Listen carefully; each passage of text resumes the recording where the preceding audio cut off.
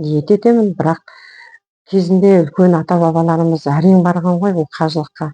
Мысалы абай аталарыңның әкесі Құнанбайдың өзі бұл кісі 1 жыл жүріп барған, нөкерлеріменен бәрімен 1 жыл жүріп әрең дегенде барған.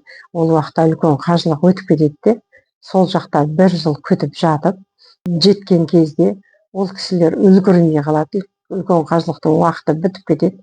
Содан бұл кісілер екінші қажылықты тосып, екінші жылғыға қалады, сол жерде жатып.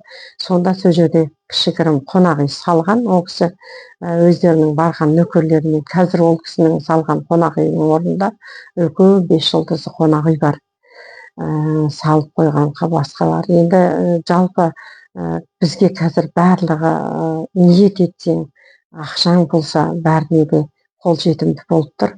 Сондықтан енді Алла қолдаса, ниетімді қабыл етсе, аман барып аман келейік.